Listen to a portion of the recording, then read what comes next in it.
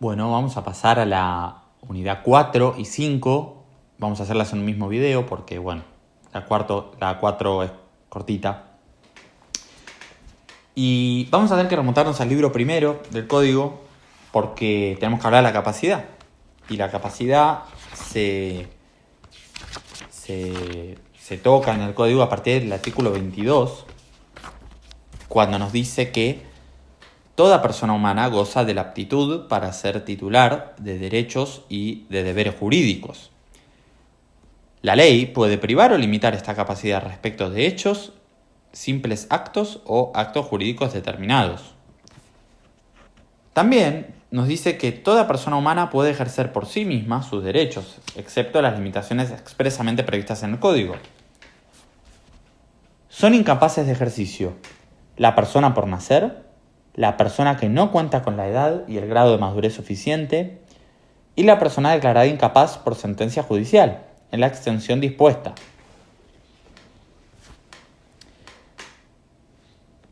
También tenemos que ir ahora al 1000, ya yendo al libro propio de los contratos y de las obligaciones.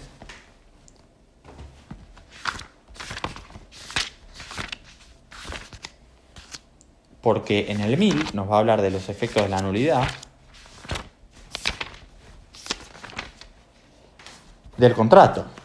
Y nos va a decir que, declarada la nulidad del contrato celebrado por la persona incapaz o con capacidad restringida, la parte capaz no tiene derecho a exigir la restitución o el reembolso de lo que ha pagado o gastado, excepto si el contrato enriqueció a la parte incapaz o con capacidad restringida, y en cuanto se haya enriquecido, muy importante.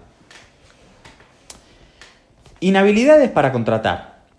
No pueden contratar en interés propio o ajeno los que están impedidos para hacerlo conforme a las disposiciones especiales. Los contratos cuya celebración está prohibida a determinados sujetos tampoco pueden ser otorgados por interpósita persona, ¿ok?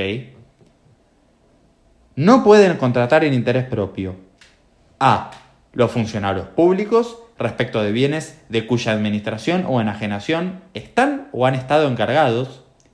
B, los jueces, funcionarios y auxiliares de la justicia, los árbitros y mediadores y sus auxiliares respecto de bienes relacionados con procesos en los que intervienen o han intervenido. C, los abogados y procuradores respecto de bienes litigiosos en procesos en los que intervienen o han intervenido. Y D, los cónyuges, bajo el régimen de comunidad, entre sí, muy importante, no aquellos, espérenme que prenda una luz, no aquellos los cuales tienen la división de bienes, sino los que están en régimen de comunidad, ¿ok?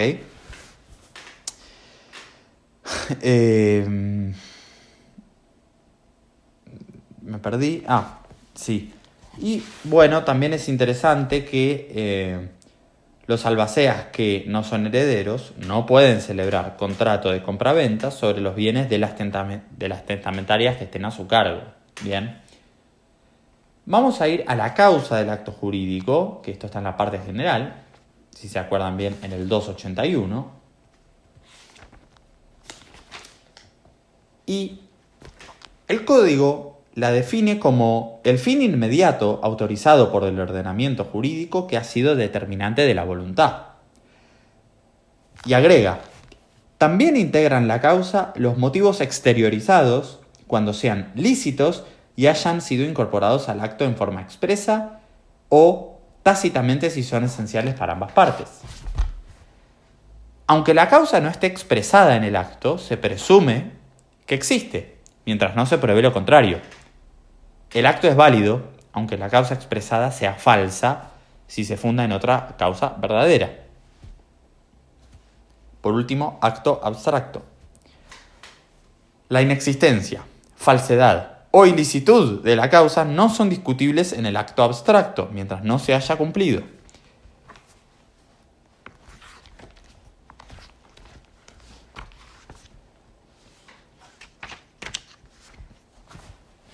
Se vuelve a hablar de la causa en el libro tercero, a partir del 1012, cuando dice que la causa debe existir en la formación del contrato, durante su celebración y subsistir durante su ejecución.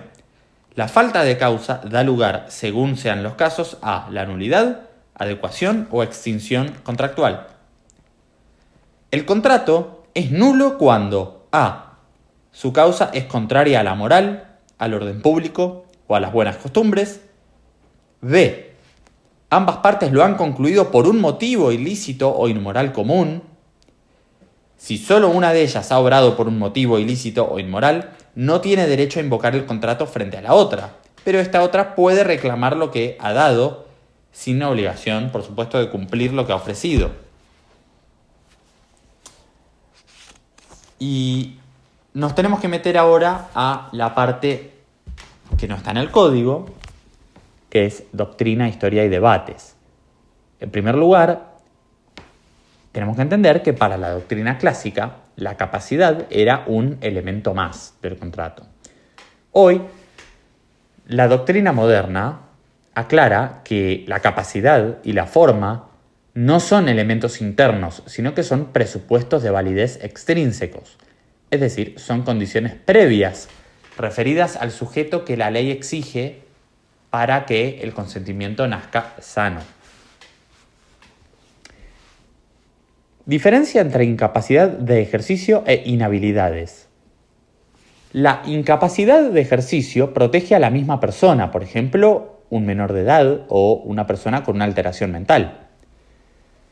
Si contratan, el acto es nulo de nulidad relativa, o sea, solo puede pedir la nulidad el propio incapaz o su representante y es subsanable. En tanto que las inhabilidades para contratar protegen el orden público y la moral. Por ejemplo, un juez no puede, como decíamos antes, comprar los bienes del juicio que tramita en su juzgado. Si contrata, el acto es nulo de nulidad absoluta. Es insanable. Vamos a hablar un poco, que ya lo vimos en Civil 1, del cambio de paradigmas y del sistema de apoyos. Bien. Históricamente, a las personas con alteraciones mentales se las declaraba dementes en el Código de Vélez y se les imponía un curador que sustituía su voluntad. Nuestro código, el código nuevo quiero decir, influenciado por la Convención sobre los Derechos de las Personas con Discapacidad, que es de ese mismo año, es del 2015, lo vimos en Derechos Humanos, eliminó esa figura y creó el sistema de apoyos. Ahora se presume la capacidad. El juez solo la restringe para actos muy específicos y designa un apoyo, que no decide sobre la persona, sino que la asiste para que pueda tomar sus decisiones y fomenta la autonomía. Ahora bien, si una persona de otro país celebra un contrato, ¿qué ley define si es capaz? El programa exige que recordemos que en el sistema argentino rige la ley del domicilio, es decir, la capacidad de la persona humana se rige por el derecho del domicilio, independientemente de dónde se esté firmando el contrato. Yendo más al objeto del contrato, que es la unidad 5, ¿qué es el contrato? La doctrina debatió largamente sobre la esencia del objeto del contrato. Existe una tesis obligacional que dice que el objeto son las obligaciones que crea el contrato, que está criticada por confundir objeto con efectos. Tenemos la tesis de la prestación, que establece que el objeto es la prestación, es decir, dar, hacer o no hacer. Y por último, la postura actual, que habla del objeto inmediato. El inmediato es la operación jurídica o la económica que las partes que deciden concretar, por ejemplo, el intercambio de la titularidad por un precio, mientras que el objeto mediato son las cosas, bienes y hechos materiales sobre los que recae esa operación.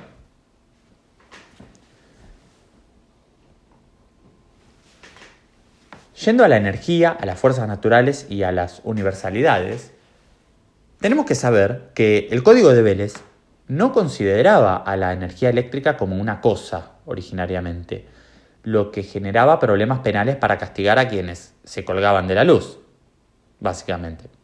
Hoy, la doctrina y el artículo 16 del Código Civil y Comercial asimilan expresamente la energía y las fuerzas naturales susceptibles de valoración económica a las cosas, pudiendo ser objeto lícito de los contratos. Esto lo vimos también en Civil 1. Las universalidades son conjuntos de bienes que reciben un tratamiento jurídico unitario, por ejemplo, un fondo de comercio. Hoy se acepta pacíficamente que las universalidades pueden venderse o alquilarse en bloque. ¿Puede un contrato tener un objeto que no valga dinero? Bueno, la prestación en sí misma siempre debe ser susceptible de valoración económica, es decir, la patrimonialidad es un elemento esencial, sine qua non. Sin embargo, el interés del acreedor puede ser extrapatrimonial, o sea, por supuesto que puede ser afectivo, espiritual o científico. Por ejemplo, pagarle a un profesor para que me enseñe a meditar.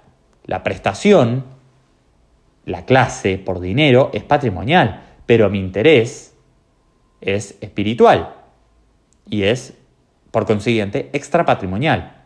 Y el contrato, por supuesto que es válido. Bueno, el Código de Vélez no decía claramente qué era la causa. En los artículos 499 al 502 estaban mezclados metodológicamente lo que, vamos a decir, en la doctrina causó un infierno. Teníamos los causalistas como Potier, que decían que la causa fin era el fin abstracto idéntico para todos los contratos iguales. Por ejemplo, en la venta, mi causa es que me des la cosa. Mientras que los anticausalistas decían que la causa era inútil porque se confundía con el objeto o con el consentimiento. Existe una tercera postura neocausalista, de la cual el código nuestro es adherente, porque nuestro código zanjó la disputa adoptando la tesis neocausalista dualista, al reconocer que la causa tiene dos elementos. Uno que es objetivo e inmediato, como decíamos antes, que es la función económico-social del contrato, y uno subjetivo mediato, que son los motivos personales de las partes, siempre y cuando los hayan exteriorizado y sean esenciales para ambos. A la causa y al objeto, los anticausalistas los confundían, pero el neocausalismo los separa nítidamente.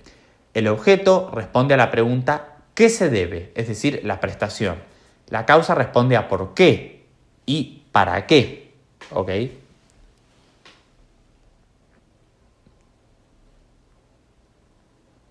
El programa también pide la consideration del common law, porque no existe en Estados Unidos o en Inglaterra lo que nosotros llamamos causa fin. Ellos exigen la consideration, que es una contraprestación, un intercambio de sacrificios. Si yo te prometo regalarte mi auto a cambio de nada, en el derecho argentino es válido porque la liberalidad es causa suficiente.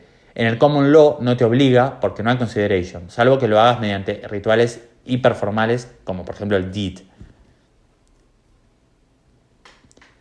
Y como hablamos antes también del acto abstracto, todo contrato tiene una causa. Sin embargo, el acto abstracto, por ejemplo un cheque, un pagaré, es una ficción legal por la cual la causa se desvincula temporalmente del acto. Tiene un efecto práctico. Para poder cobrar rápido, el acreedor puede ejecutar el cheque sin tener que explicar ni probar por qué se lo dieron. El deudor tiene que pagar sí o sí en ese momento y recién después podrá discutir si la causa era falsa, ilícita o no existía.